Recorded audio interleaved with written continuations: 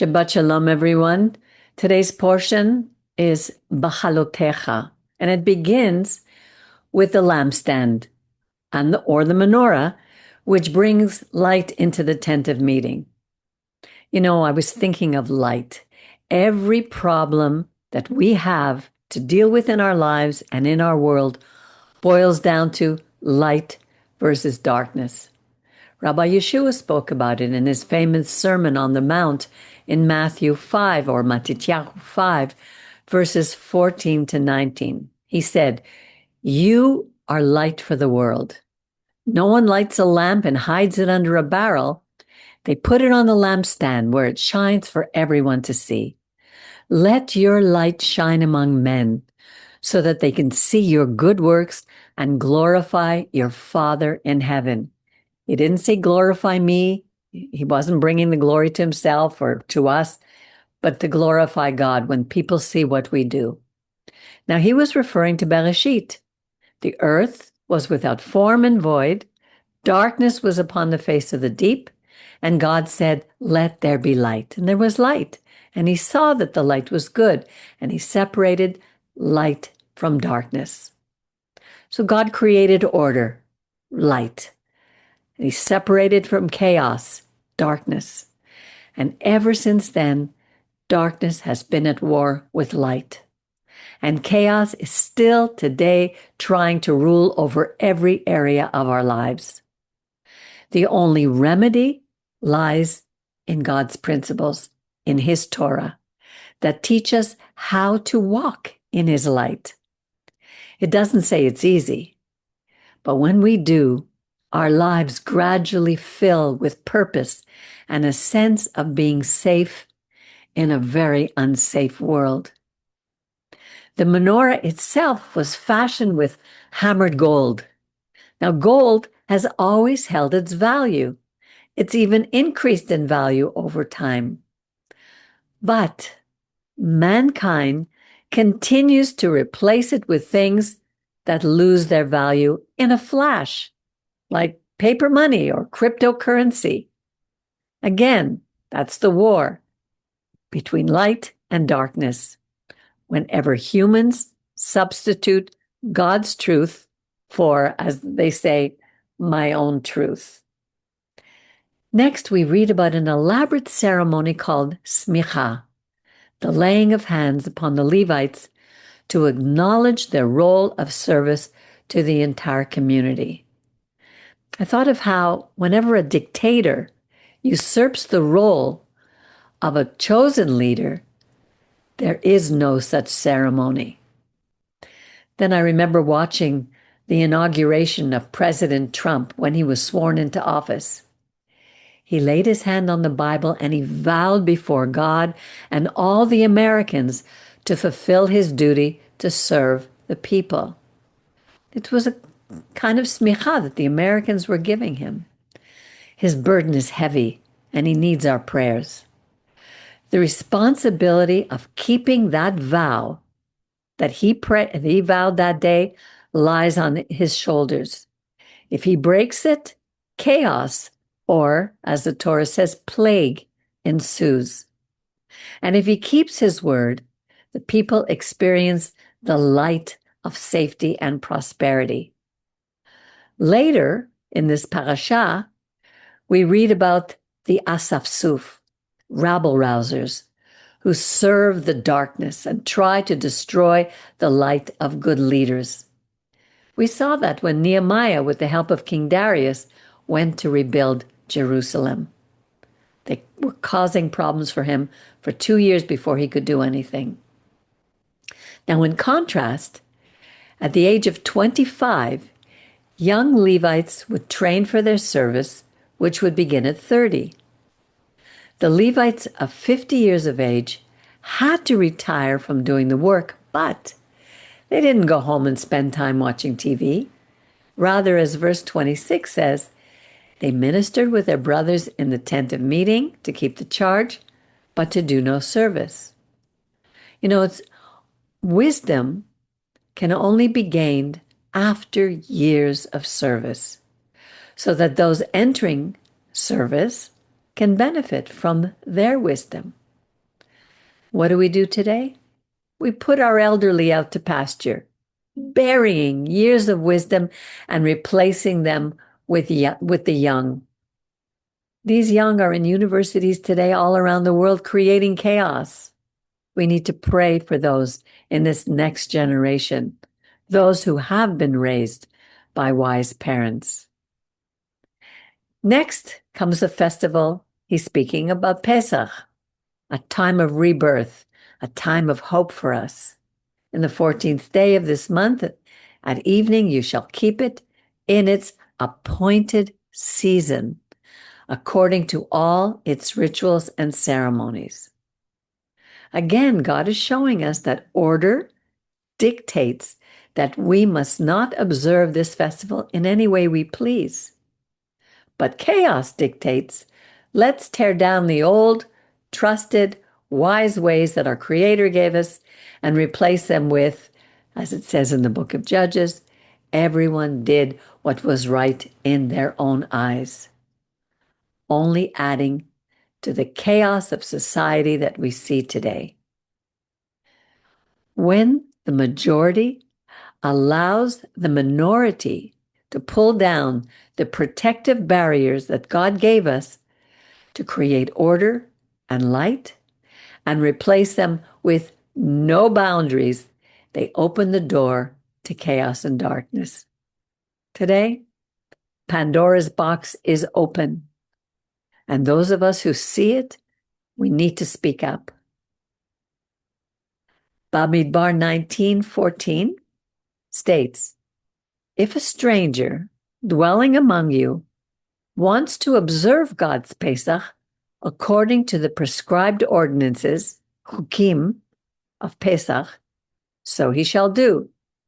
You shall have one ordinance, chukat echad, for the stranger and for the native born in the land. If the ger, the stranger among us, is supposed to do exactly as the native born does, doesn't that imply over time that they will become integrated into God's community and be united with us under one God, like Ruth the Moabite? She chose to follow Naomi. She vowed, your people are my people and your God is my God. But what does the Jewish community say to the ger? You have to go through our complicated conversion process, or you can't be accepted. You keep your God, and we'll keep ours. You have 7 Noahide laws. We have 613. The Torah never said that. Religion says that. No wonder there's chaos all around. Next, we hear the phrase al peh, at the mouth of Adonai. It's repeated 3 times. When something is repeated 3 times, like kadosh, kadosh, kadosh, it's for emphasis. God wants to speak to us in a way we can understand. His voice boomed out his 10 principles at Mount Sinai. And we, like children, we closed our ears. We don't want to hear his voice, we said. And we begged Moses to speak to us instead. But God understood that he was dealing with an infant nation, like a father speaking words of love or warning or reprimand to his children. Today, we surround ourselves with so much noise and distraction that we drown out our voice. We drown out his voice. But he'll always find another way to communicate with us, through signs, and here with trumpets. You know, the same cloud by day that stopped the Egyptians from destroying us rested over the tent of meeting as a visible sign that he would direct us wherever we went. When it lifted, we were to break camp and move out. Whenever it settled, we would have to set up camp again, repeating this cycle over and over until we reached the promised land. Again, that expression, al peh Adonai, from the mouth of God.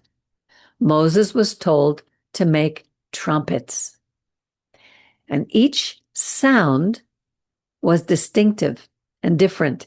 We had the tekiyah, the teruah, and the hatzetzchot, and each one to call the first one to call the entire congregation to the entrance of the tent of meeting. Another one was the alarm to warn us about the enemy and the call for God to remember us. Another, the call directing them to break camp in their designated order and march to their next destination. Order was necessary for each group to move in perfect sequence whenever God gave the word. And always the Ark of the Covenant would lead the way. When you and I are guided by the eternal principles that were placed into the Ark, our lives become well ordered. And we learn to trust that He will lead us through this desert of life. You know, every week on Shabbat, we recite a beautiful and powerful prayer from this portion, Behalotecha. Kuma Adonai, ve'afutzu oivecha, ve'yanusu misanecha, mipanecha. It means, arise, O God, and let your enemies be scattered. When I hear that, my heart cries out, Shema Israel, hear, O Israel. For only God alone can lead his armies to victory over our enemies. We heard that when we read the Haftorah this morning from our prophet Zechariah. Not by might, not by power, but by my ruach, by my spirit, says the Lord of the armies, Adonai Tsebaot. You and I would all do well to remember that the land of Israel, with its army today, the IDF, have strength and power, not from ourselves, but from our Creator. So on one hand, it's like a double-edged sword. On one hand, we cannot rely on our own strength to win the battle. We have to rely on Him. And on the other hand, no one can touch the apple of His eye without reaping the consequences. Next, we see Moses begging his father-in-law. His name here was Hobab. We knew him as Yitro. He was begging him to travel with them because he said, you know the desert so well and you can lead us through. Did Moses forget who had been guiding them every step of the way? And when Hobab or Yitro refused to go, I was wondering, was Hobab so wise that he knew that Moses had to learn to trust God? Even Moses, the great leader.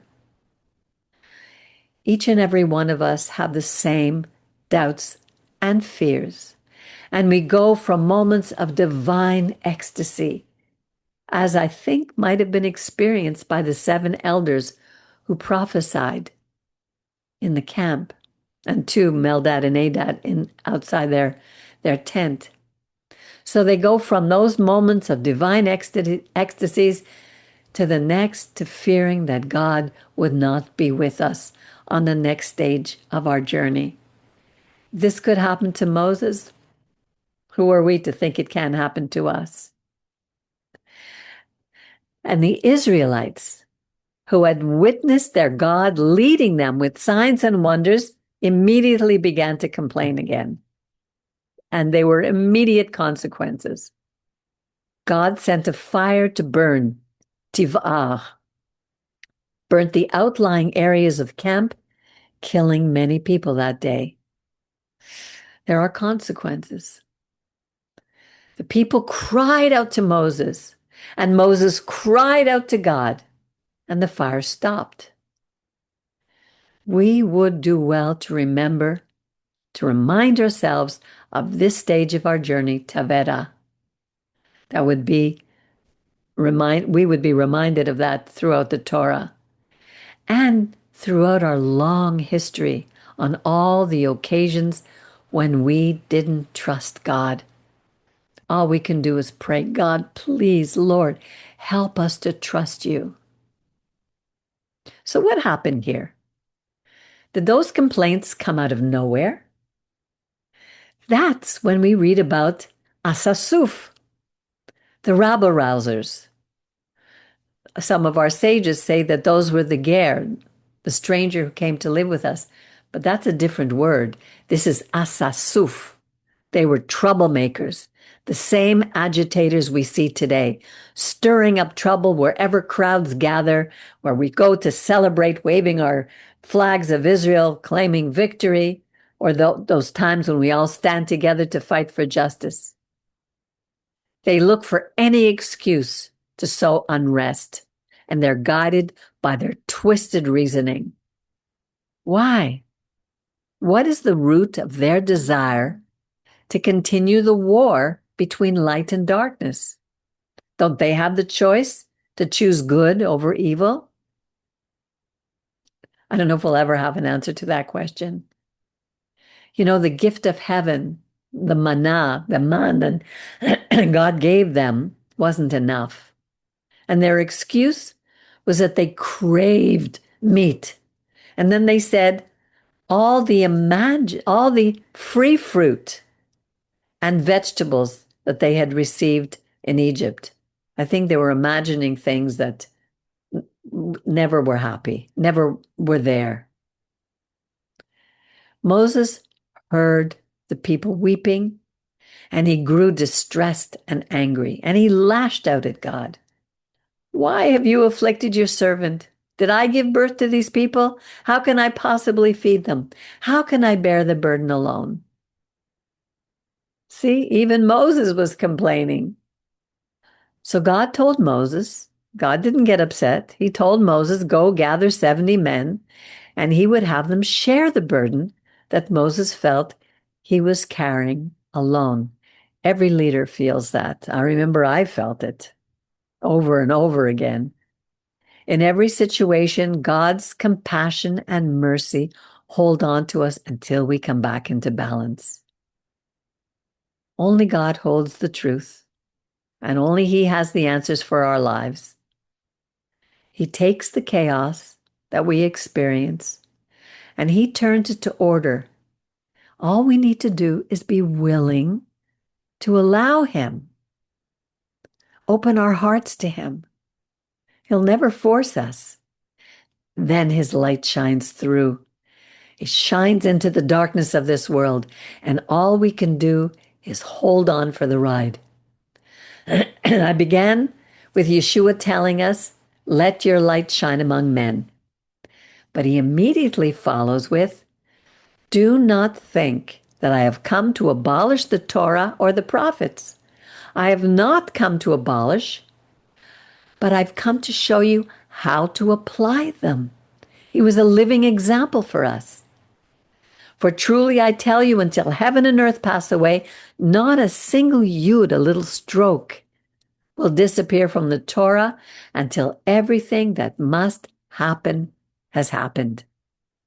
So the answer to light, to our light shining out, lies in the Torah.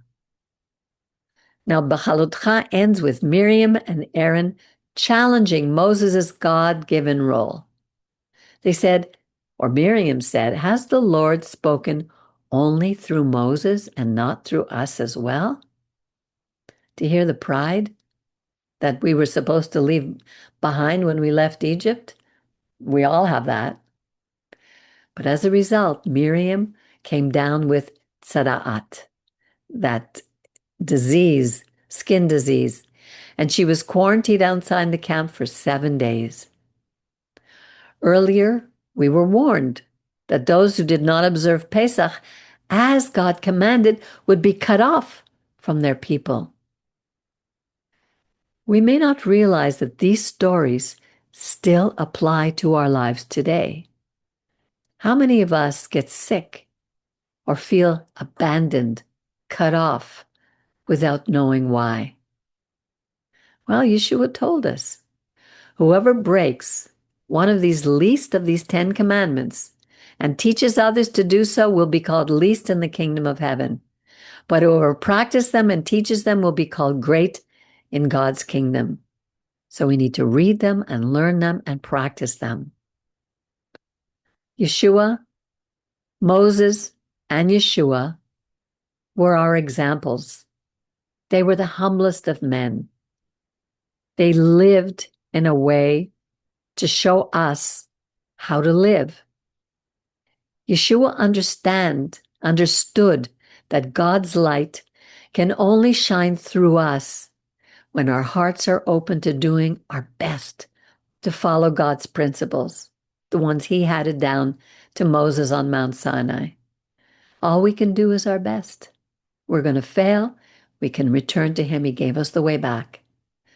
So let us face each day with the knowledge that God is lighting our path. And all we have to do is follow, because the Lord is my shepherd. Shabbat Shalom. Shabbat Shalom, everyone, again.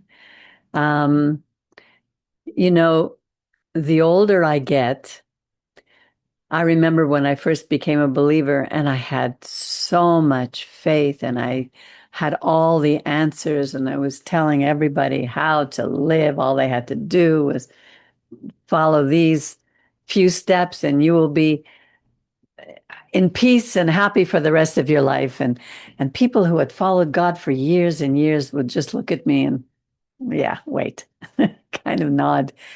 You know, this journey through life is not an easy one. The older I get, the more I see that, and the more I'm so grateful for the teachings that I learned from his Torah. And the more I see that there is a battle of light and darkness. And it's we do go from moments of just feeling so exalted, so raised high, and we are. And then the next moment we have our doubts and our guilts. You know, there's the soil of the flesh that we have to walk with. And that's where it's so wonderful to be in a community, to have friends who are also believers, who are going through the same things. Thank God they're not at the same time. And we can lift each other up and we can help each other and we can pray for each other. So it's a wonderful walk. I love the pictures that the Torah teaches us, the pictures of light, the picture that light is the opposite of darkness, but God created both, you know, and we can see the chaos that's happening today because really the world has opened Pandora's box where anything goes. And when that happens, you know, when we see anything goes, it's really hard. And it's hard to talk to people because they don't want to hear. They have their ears are closed. But then you meet someone who just meets you at that same level where you can understand you're speaking in the same language. And it's absolutely beautiful. So, does anyone have some comments about what you've read this week in the portion? Miriam, are you there? You're usually the one who follows next. Yeah, I guess we gotta leave Can you turn your picture on so we can see you? All right, there we go. I love to speak to a person and not to a black box. This person is there. Okay. Good. Well, I don't know where to start. I love the idea of basically the principle of this whole world that God created is about light versus darkness, chaos. The word chaos always struck me as such a powerful word. Even before I became a believer, there was a sense of something. All the books I was primarily drawn to and themes, even growing up in my own chaos, and believe me, there was tremendous chaos in myself and in my life.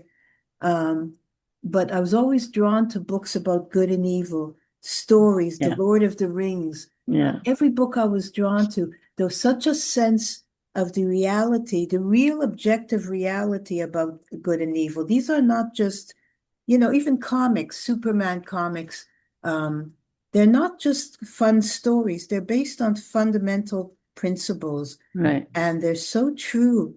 And our life is always a struggle between our own light and darkness, between chaos. And I can see when I, even in simple ways, head towards chaos, you know, uh, just doing what's wrong, even for my body, even in the simplest ways, and just how I treat people, how I'm impatient, with all these things that head us into darkness. And I just love that basic theme of the Torah, of truth, of all truth. That's Yeah. what it is. Yeah. It's People love to say it's my truth. yeah, it's not. This is No. objective truth. Right. And it's scary because now chaos is about subjective truth, Yeah. my truth.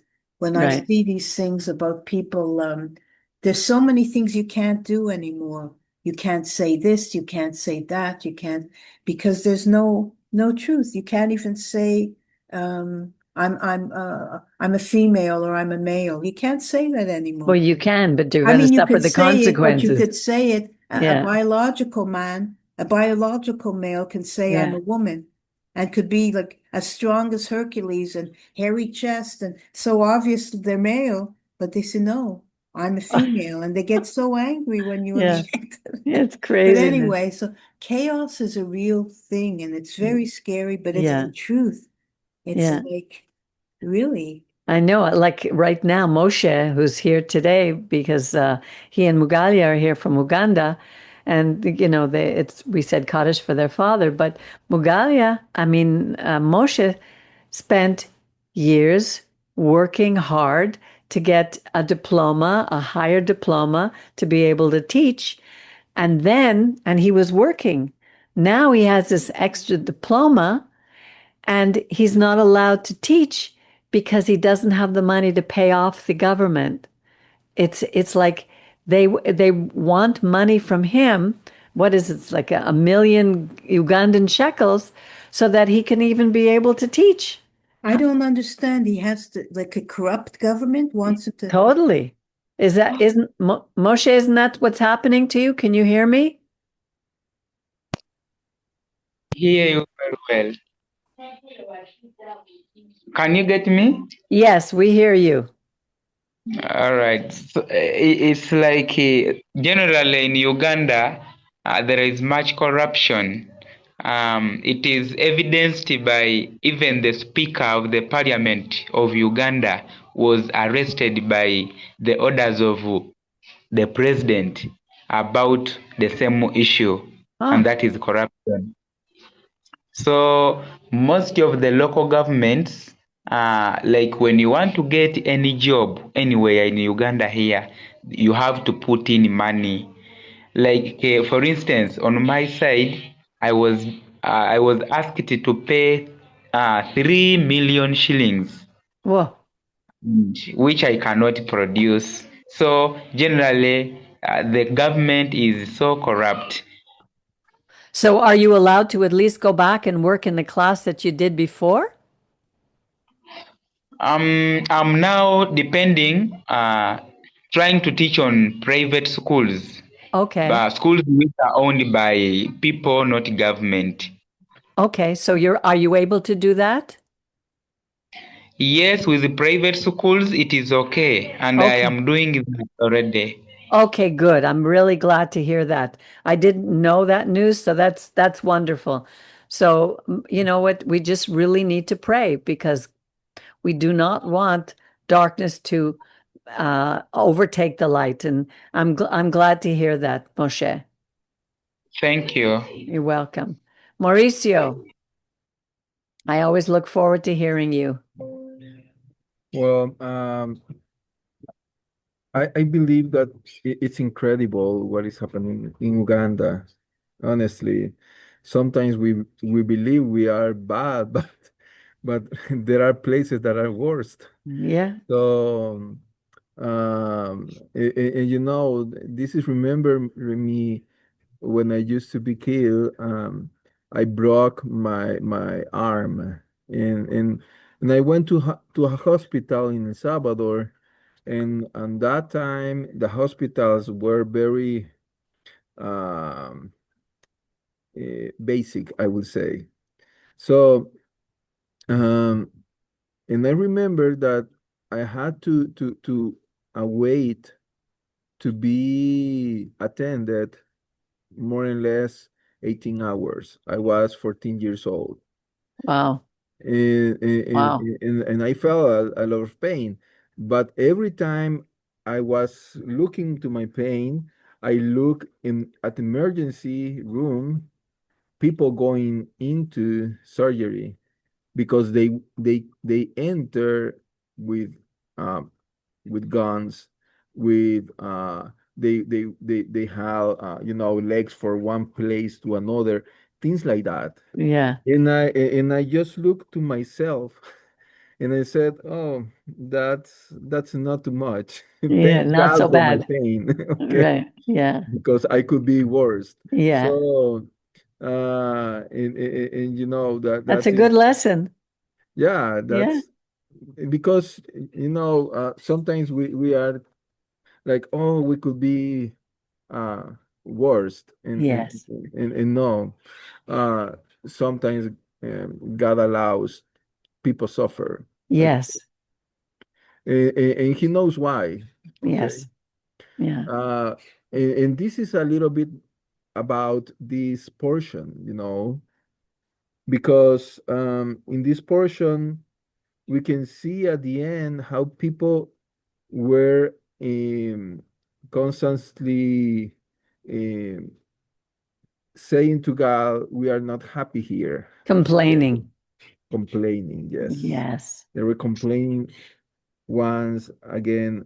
And the problem of the complaining is that it starts, well, there is a lot of teachings here because it's interesting that at the beginning we were into like um we were hibernate inside like the different fruits and vegetables that you put into an in Spanish it says hibernadero, hibernate, something Okay. like that. Yeah, it's like it's inside a cage with controlling um, weather inside, climate, and is given the water they need, and is given all the chemicals and things like that. So at at that control place, people start to flourish. Okay, but and this is really happening because everything was very nice and very good when they were at Mount Sinai. Right. And why? Because at Mount Sinai, the presence of God was there. Right. And this is something that sometimes we are very really comfortable because when we are in Mount Sinai, we feel like, oh, we the presence of God is close to me, Yes. and we are very apart from the world, from the real world. Right. We are studying, and I remember when I used to be at the university, at the university, you are studying there, and you spend 8-10 hours at the university, and you are like in this place that you are not aware of what is happening outside the Yeah. It's like university. a cocoon of safety. Yeah, it's Yeah. very safety. Yeah. Okay, but God needs that we grow in we if we are looking every step of this parasha. Is interesting. The first thing that God allowed, as you mentioned in the message, is the menorah. Right. Okay, and the second thing is the service of God, Right. Right. but you are in a control place, Environment. Right. environment. Yeah. Yes. So you are prospering and you are very, Yeah. you know, oh, I feel like Superman Yeah. here at that Mount Sinai. Yeah. And then comes uh, that the Spirit of God, in this case Moses, is giving us a teaching of leadership. Okay, because when we used to think about the spirit of Moses was like divided or sharing with all people. Uh, Sometimes we might think that through the hands and things like that, people received, and the 70 elders received the prophecy. But this is like a candle, and when you want to use the candle in light up other candles, what you do? You take the candle, Right. you put the The fire, flame. the Yeah. flame on the other candle, so Right. the next candle start to light up. Right. Okay, and then you go to different and when the first candle, you can light up many candles around. Yes. Yes. Okay, so Yeah. that is the picture of Moses. Okay, the Right. flame never is like it didn't divide it. It Right. didn't. No, the Multiply. flame is just multiplying. Okay, Right. Right. through all people. Right. And this is very interesting because um, the flame was not Moses. The light was from God. Right. Okay, but at the end, the point is the flame goes and light up the other people. Right. And this is very interesting. You can do it because I made it with Samara in a science project. When you put a candle and you blow over the flame, and then a fog starts to going up, you can start you can put, for example, the a fire, and then it through the smog or fog, I don't know, uh, goes down again and light up the candle. I don't If- understand. Okay, if you have here one candle, okay, Right. you blow, and Okay. then it starts Yeah. to You see the smoke. the smog Yeah. going up, Right. and you put again another candle with a light To the smoke. to the smog, light up again. Really? Yeah. Oh, I have to try that. Yeah, it's funny. Okay, you can do it. So Interesting. so it's interesting that probably people who were like with the smog, the flame, okay, just let them light up. Okay, Wow. Yeah. That's and then beautiful. the spirit of God was over Eldad and over Medad. Medad. Yeah. Yeah, and this is like we are sharing the light. Okay, then the rest can burn with us. Right. Okay, Yeah. but at the end, the problem is the God wants that we get out from the comfort place, Right. okay, to live the reality. Right. So he decided to move us, Yeah. okay, from Mount Sinai. Yes, Yeah. we were very comfortable there. Yeah. We were flourishing. We were learning Torah, Mitzvot. It's like Yeah. when you go to a place that you retire yourself. And that is beautiful, Yeah. honestly. And you have wonderful experiences. Yeah. But that is only for you. Right. And the point is that is not enough to No. go. Yeah. You need to practice. Yeah. And where you practice, when Among you people. get among people, Yeah. when you get out from comfortable place like Right. Mount Sinai Right. and go to the desert. Right. Okay. So what is happening so in the desert? Then, Challenges. yeah, there are challenges. There is no water at all. There is no No. food at all. We Right. depend on him. Right. We have enemies around us. Right. So at that moment, what is happening? So what is inside of you Right. start to flourish. And the problem is that that is manifested, okay? And that's the power of the tongue, okay? The power of that of what your mouth is saying, Alpe. Alpe. Yeah. And it's interesting that you said that three times in this portion also, God said, Alpe Adonai. Yeah.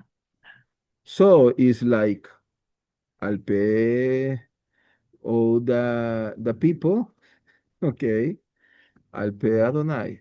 So what happening when we go into a stress? Well, complaining starts to grow up. Yeah. And so then you start to talk about what is inside of you. Right.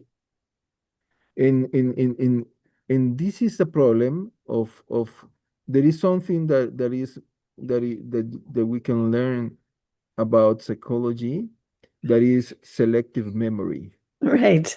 Yes. Yes.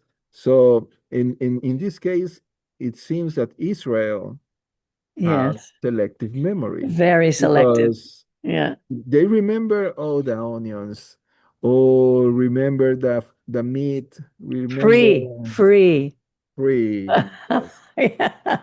Yeah. But they didn't remember that they were slavery under slavery. Exactly. Selective memory. Yeah. Yes. And he said, when you grow prosperous, do not forget me. Hmm. Yeah. And we always forget him. We move to a different land, we grow prosperous, and we forget God. And then we get into trouble all over again. Yeah, that returns you back Mm, to slavery, because at yes. the end we can see that the story of Israel, all the history of them, and this is the problem. They forgot God Yeah. and they return back to become slaves again. Right. A slave from Babylon, from Persia, from Rome, you know. Canada. Mhm. Yeah, from Canada, Yeah. with the pro-Hamas movements and things like Yes. that. Pro-Palestinian. Yeah. Yeah. So that is something that is like a teaching constantly given to us. Remember, remember, remember. But the problem is that we remember that what is good to us, what is a selective memory to say, oh, I remember this, but I forgot this, and so it's a half uh, lie, a half true. Yeah. Well, we also have selective hearing that comes Yeah, before the selective memory. yeah. Yeah. So in what is starting to complain people? Yeah. Well, about physical needs, supposedly. Right. Then the problem of lashon hara that contaminates Right. all people. Right. You know, even the leadership, because at the end what's happening to Aaron and Miriam, they complain with Moses, okay, in so that is something that is learning to us, okay, in in how we can fight against lashon hara. Well, the answer is at the beginning, the light of the menorah. Right. And as Yeshua and you said in the message, you put the light to lighting the whole room, okay? And why to light the whole room? Because sometimes we want to hide. And sometimes we want to hide because we don't want to be revealed what is Yeah. inside of us Because of shame. Yeah. because of shame, because Yeah. of fear, Yeah. because of angry, because of pain, Guilt. uh, Yeah. guilt, Mm. things like that. Yeah. But we need to face, and how Yes. we face with the light of Bring God. it to the light. Yeah, bring it to the light. And yes, it is not so popular because that makes you grow. Right. Yes. And it's very hard in this world because if we can see, it's unbelievable how people, for example, yesterday I read something. I don't know if that is true because in social media, it could be lie, but it Right. says that the governor of New York start to say that we are not more father and mother. We are, they call us uh, positive or something like that, positive or active, that the one who carry the baby Yes, inside. I heard that yesterday, Yeah, Mauricio, about yeah, women cannot say mothers anymore. They're called something else. I You forget, know, but it divorces them from their physical. The truth is that you cannot have a baby if you're not a female, but that separates you from that, and they gave it another very cold mechanical name, a terrible yeah. thing. You can't, you know, this is terrible. it's interesting because when I was involved in the whole New Age, the first thing I was introduced to was a book that was channeled by a Jewish psychiatrist. She had been in a state of meditation, and she heard a voice, and the voice told her that she would have to write. She would write this book, and it would be a very popular book. It was called A Course in Miracles, and in that book, they taught us everything is an illusion.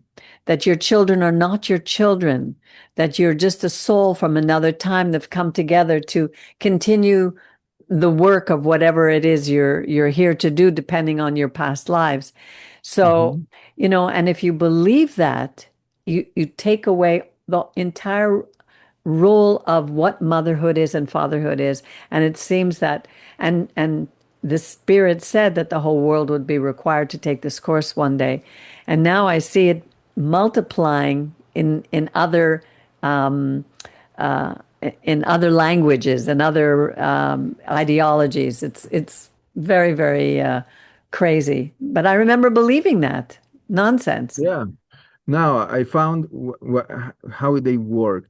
New York Bill redefines parental language. It says mother, gestating parent, father, non-gestating parent, Wow. paternity proceedings, parentage. Okay. So Wow. there's no more father and mother. So it's something that you start to think, oh, how that is the problem of people because they believe in this apparently truth but the spirit that is behind is terrible Yeah. and when you start to say them I'm not agree, then you become a person, a very bad person. Narrow minded. Yeah, Yeah, narrow-minded. exactly. And that's when if we take away God's boundaries that are here to save us, to help us, protect us, even our mental state, we open Pandora's box to anything goes. Yeah. Yeah, So that is why it's very important to light, to bring the light. to bring Yeah, the light. which is what First we to do here. us, yes, Yes, to name the things as God named them. right. Okay. Yeah, No inventing what sounds good to us. yeah, yeah. And and this is a problem. I remember I used to work into a company and sometimes I remember they change the statement, financial statements, okay, because they twist the concepts in order it seems the company was better, okay, in order they get the bonus. Oh, okay. Yeah. So they said, oh, they did, here is the profit. And you say, oh, but you are hiding all these loss that we have. Mm. Yes, but the product is there. Yeah, but it's obsolete, is a salvage, whatever. Okay. So don't lie. Name the things for what they are, because if not, when you wake up, the reality is so, bad. Yeah, it's twisting the truth. Yes. Yeah. And that is exactly what the world wants, that we as humans starts to say, oh, that is good, and that is against God's word.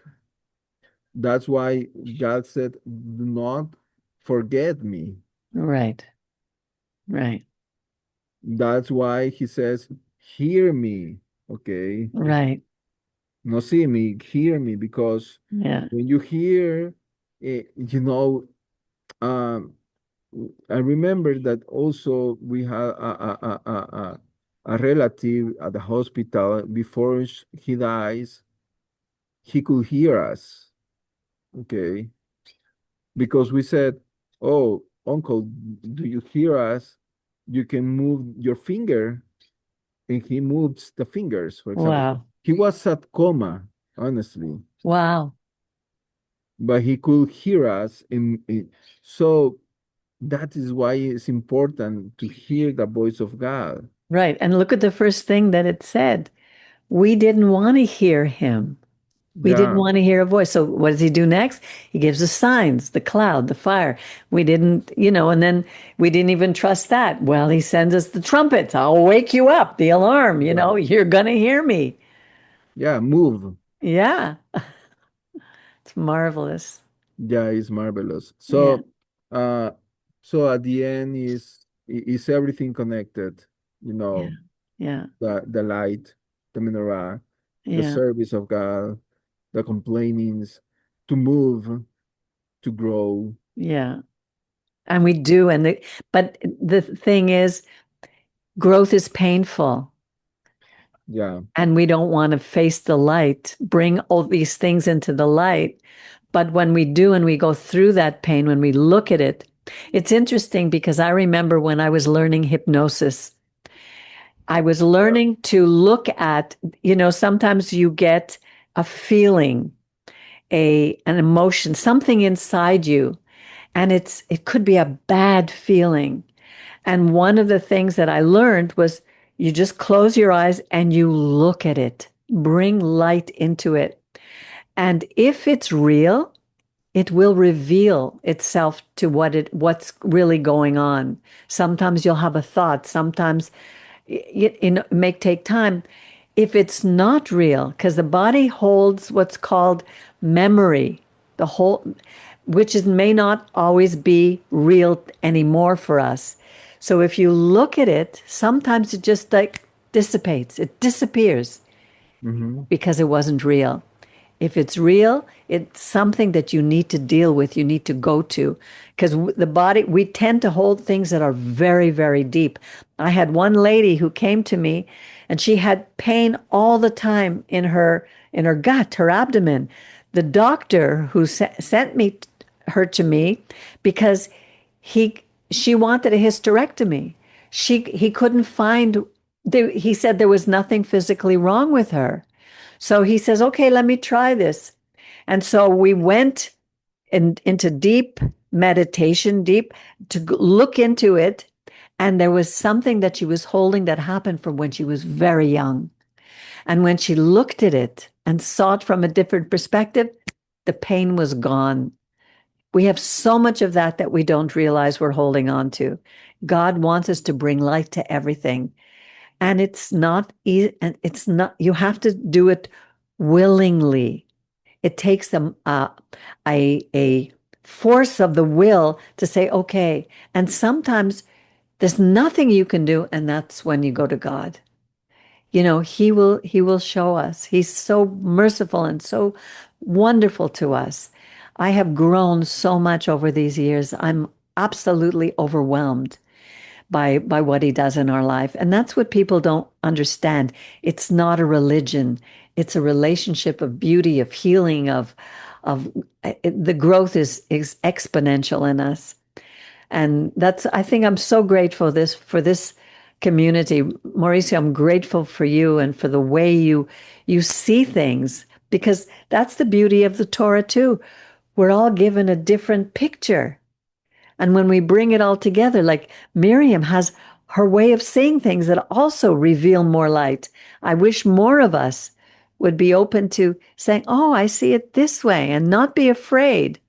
Because when we're afraid, we close doors. We have to face the fears. He keeps saying, I am with you. I will never abandon you. I will never leave you. And when we think about it, look at Moses. Even Moses was afraid. Even Moses doubted. How can we compare ourselves to Moses? He was the great leader. Well, we can. I guess it's like, it's scary to face these things in yourself, and yet it's so important to do that. Yeah. Because it's like, if you don't do that, you acquire layer upon layer of falsehood. Yeah. And it's harder and harder to get rid of all that stuff. Right. It's not reality based. And when Yeshua said, I forget what it was, something blah blah blah, and the truth shall set you free. Right. I You know shall know the truth. You shall know the truth, and the Yeah. truth. Now the truth is God, but God and the truth is also through God. We could examine ourselves. It could be very hard. I understand why some people, like my dear brother, blessed be his memory, didn't want to really deal with stuff because there was so much pain in him. Yeah. There were so many layers that he couldn't even look at it. And I used to tell him, you don't have to look at it. God is not unmerciful. You don't face everything at once. He allows you gently to look at things Right. and see them. Right. And that's what we have to have hope in, because it's very scary. It's like facing the dragon all of a sudden. And Yeah. it's not always the dragon has many parts. You don't have to face it all alone, or thank God for God, because he's Right. there with us. Exactly. And it's a lifelong journey. It said those 40 years in the desert represented the journey of our lives. And all those things that we had to face, that they had to face all along, we have to face in our lives. And those are examples for us to say, wow, they got through it. Sometimes it was tragedy. It ended in death. Some Yeah. people don't make it through, but it doesn't mean that's the end either. Right. Yeah, But we we're have. also in the time that is now we go from the external, like the internal to the external, and it's a world where people are losing their jobs because they don't say the right thing. Yeah. If you don't acknowledge that there are many genders, so to speak, you could get into real trouble. Like Yeah. you could Before lose your that, job, and especially in the education system, if you don't teach this to the children or to your university students, you could lose your job. And not only you could, many are losing their jobs. yeah. And Before it was, then if you didn't take a shot, you couldn't get a job. You'd lose your job. right. I mean, a lot of Yeah. things. And then like I'm really confronted with that in my family now. And it's very powerful. It's you have to Yeah.